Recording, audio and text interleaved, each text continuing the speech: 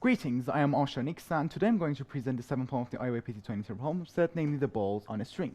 In this problem, we are asked to look into the Arsha pendulum, where a ball has been put into a system where the first ball is able to move freely, whereas the second one is attached to the string. In this phenomenon, we are supposed to investigate both the periodic motion that the Arsha pendulum reaches after a while, and also the chaotic and complex behavior that it is exhibiting throughout its motion. In order to get through these phenomenon demonstrations, we are asked to investigate both the complexity and periodicity. In order to get a glimpse into this problem, we first go for our initial observation as the introductory phase. In our initial observation, what we did was we took two different balls, and as the problem mentioned, we basically took those two balls and attached them through a string. Then we got to this system of strings, and when we moved basically the system of strings, we got to the motion of the Arsha pendulum, where we observed both the periodicity and also the complex motion that the problem is asking us.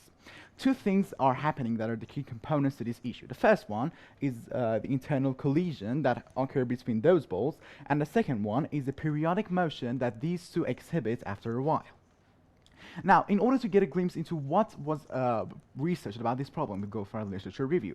In the literature review, we inspect two distinct manuscripts. In the first manuscript, we see that there has been a Newtonian approach to this problem, and besides that, there has been some sort of simulated space in order to give us a glimpse into this problem. In the second manuscript, we see that, again, there's a Newtonian approach to this problem, whereas a simulation is also devised. However, in this manuscript, the theoretical framework is 3D, and as a result, the theoretical modeling provides us with a rather complete formation of the system. So in order to critically scrutinize these two, we see that as for the first one, there's a brief inclusion of the chaos theory. However, for the second one, we see that the numerical solutions were provided.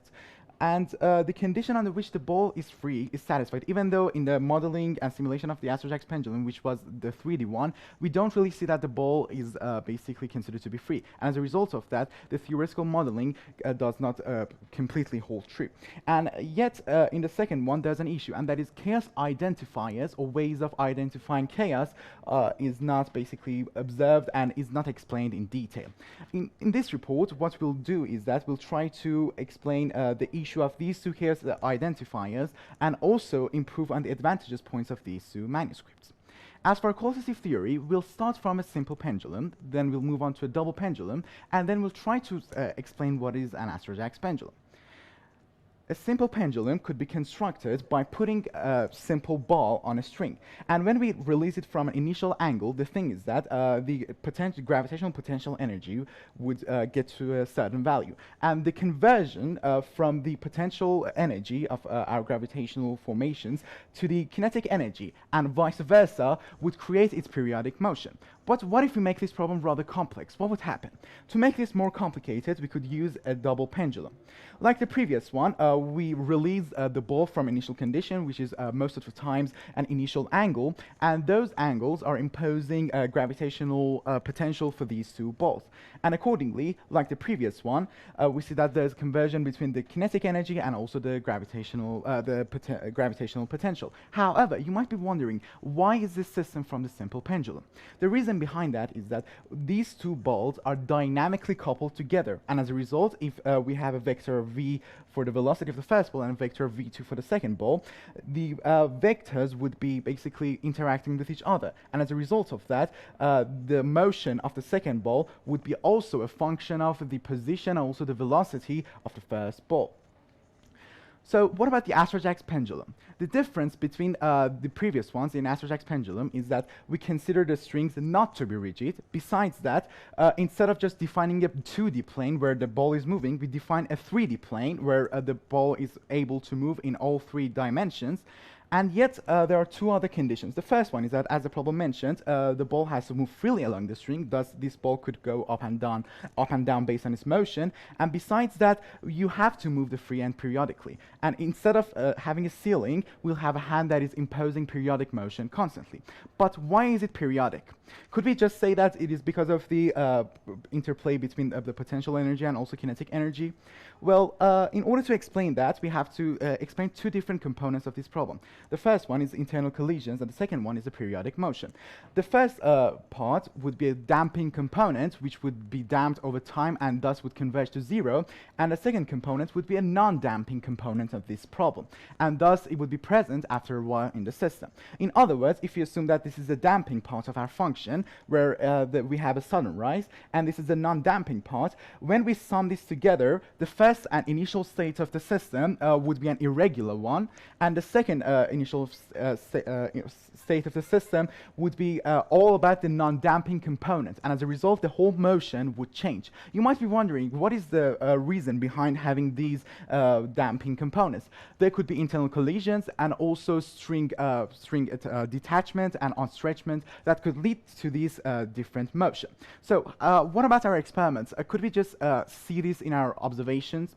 In order to verify this, we went through our experimentations, and the remarkable thing was that as the motion was going through time, the damping components seemed to disappear, and the non-damping components seemed to become the predominant part of our functionalities.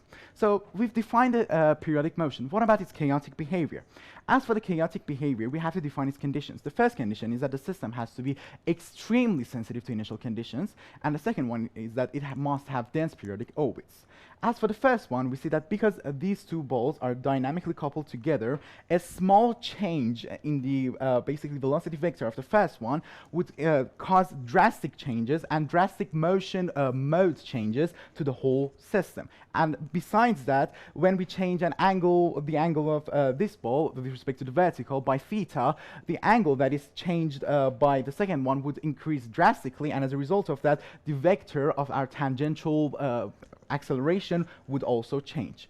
And as a result of that, we could say the system is is sensitive to initial conditions. But what about dense periodic orbits? In order to explain that, we see that these two balls would be orbiting in a way that is parallel to the surface.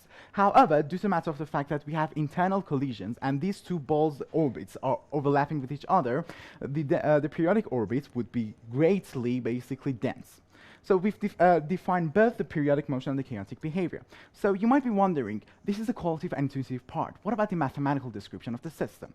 In order to do this, we'll go through the Lagrangian approach, where we'll define our system mathematically.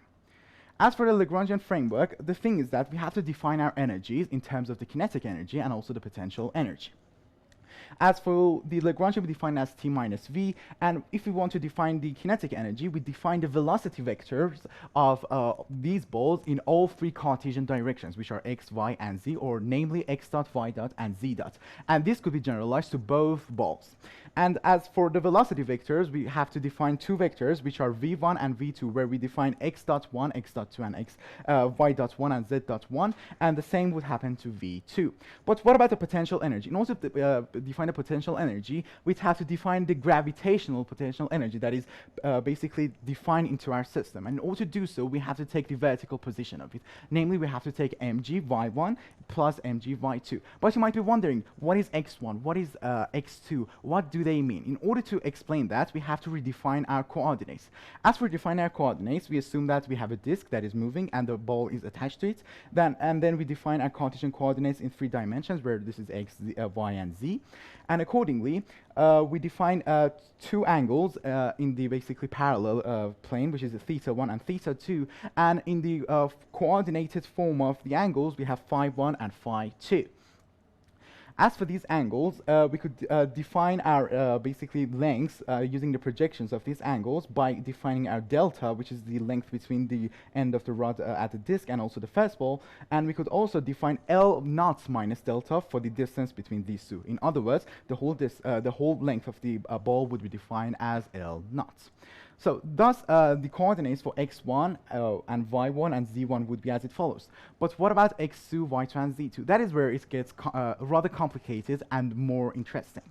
The point about that is that when we define the coordinates for the first one, we have to dynamically couple them together. But you might be wondering, how? What is the reasoning behind that? You see, if we want to define x2, we have to add x1 to it, and as a result, x1 and x2 are coupled together. This also happens for y1 and y2, and also for z1 and z2. So we've defined our system, but what about the motion of the system? How could we define it? In order to get a glimpse into the motion of the system, we devised a simulation in MATLAB where we use our governing equations. And we got to this interesting simulation where the pendulum seems to be exhibiting chaotic behavior. Now, you might be wondering, is this true? How could we experimentally verify this? In order to see whether or not this is true, we'll go through our chaotic behavior, then we'll go through parametric analysis, and then we'll go through our system errors. First of all, we have to define our experimental setup. In our experimental setup, we use an automatic DC motor where it was attached to a pulley, and that pulley was moving the Arsha pendulum. Then 2 cameras were used in order to provide us with a 3D trajectory of those balls. Accordingly, we just moved on to the observing the control group, which was for the observation of chaos. As for observing chaos, we had to use some identifiers. One identifier would be Poincare section. In Poincare section, you take the phase space of the trajectories, which are x1 and x.1, and also all of the coordinates. And besides to that, besides to those coordinates, we have the first derivative of those coordinates with respect to time. And when we took these values, when the ball coincided with a certain plane, which was an arbitrary plane, the thing that we observed was that the periodic motion or quasi-periodic or quasi-chaotic motion of the system would be defined. If the system is periodic, then there would be 1 point. If it is quasi-periodic, we'd have a closed curve. And if it is really chaotic, we'd have distinct points. But what about our system? What is happening? The remarkable thing is that we have distinct points for the Poincare section, and as a result of that, we have a chaotic system. What you might be wondering is this: does this hold true if the time goes on? In order to assure that this is true under all conditions, we also use another identifier, which was a phase portrait. A phase portrait is basically the Poincare section, but in a 3D space, where if it is periodic, we have closed curve; if it is quasi-periodic, we have a torus; and if it's chaotic, we have distinct shapes. As an example, if you have a simple pendulum, the phase portrait would look like a circle, and as a result of that, we could see that the system is periodic. But what about our system? The thing is that we'd be observing remarkable patterns in our system, which are distinct shapes, and as a result of those, the system would be chaotic. So what about parametrical analysis? In accordance with our control group, we defined our parameters, which are mass, length, disk radius, string material, and also angular velocity. As for our mass, we changed the mass from 6 grams to 1.5 grams each, and also 10.5 grams. And accordingly, we redid our experiments in order to observe the difference in the whole system, in the motion of the system. We then drew the time series of these, and we saw that as the mass was higher, the amplitude seemed to be higher too. And besides that, the frequency was also increasing as the mass was increasing. So now let's move on to our length. As for our length, the control group had 7 centimeters at its length, and the other groups that we used were each 80 centimeters and also 60 centimeters. Accordingly, what we observed in the time series of these graphs was something like this, where the amplitudes also seemed to increase as the length was increasing, and the behavior seemed to be still a non-damping formation of the system. And the point is that the damping part of the system would not have been observed in the time series that we used. What about disk radius? As for disk radius, the initial one was 4.5 centimeters for our oscillator. As for the second and third states, we used 5.5 centimeters and also 3.5 centimeters. And the thing that we observed was that those 2 balls that are coinciding with each other had a higher amplitude in the one that we had 3.5 centimeters, and the system was rather chaotic.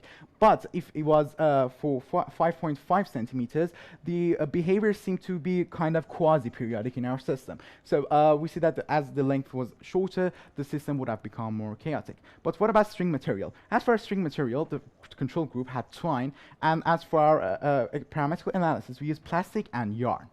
And we observed that as for yarn, which was basically a less rigid form of the string that we had, the amplitude seemed to be less than the one that was rather rigid, which was the plastic one. Thus, as more rigid the string gets, we see that the system would be more chaotic. What about angular velocity? In order to test angular velocity, we tested 96 RPM, also 108 RPM as the high value, and besides that, we tested 84 RPM for the lower value.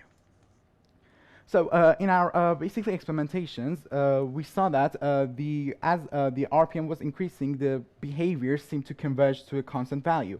But as for our lower angular velocity, we had again a damping function, and that damping function was converted to a non-damping one, and the system was less periodic to this one, and besides with respect to this one, and besides that, the amplitude seemed to be higher. Yet the frequency of the one with a high angular velocity seemed to be lower than the first one. So what about the theory versus experiment?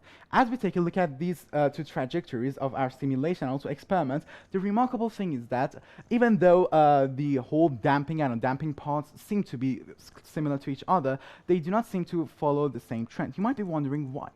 You see, the point is that because the system is chaotic, we can't really make predictions about the system, provided that we do not have the accurate initial conditions. And the point is that if you want to have accurate initial conditions, if you have it till the 7th decimal point, you'd have one solution, and if you have it till the 8th decimal point, you'd have another solution. And because of this, the system would be very sensitive to initial conditions. And as a result of that, these two these two differences between the theory and experiments seem to be explicated. And you might be wondering, okay, so you said that the system is chaotic. You have to observe that in your system, and you can't really say that if they do not match each other, they're chaotic. You have to also verify that. In order to verify that, we drew the Poincare sections of our theory and experiments. And remarkably, as the experiments had distinct points, the theory also had distinct points, displaying a chaotic behavior. So these were our errors and uncertainties. As for our errors, the initial angle changed throughout the experiment, so we always set an initial angle for it, and in tracking we took that into account. And besides that, the strings would have gotten untangled throughout the experiment, so we constantly changed the strings after a while. And these are our systematic errors. So now let's take a step back and see what we did. Let's conclude what we were doing. As for our conclusion, we first defined the system, the motion of our system intuitively. We then define our system mathematically, and according to that mathematical description, we define a simulation for our system, which was then matched with our experimental results. So these are my references. Please let me know if you have any questions. Thank you.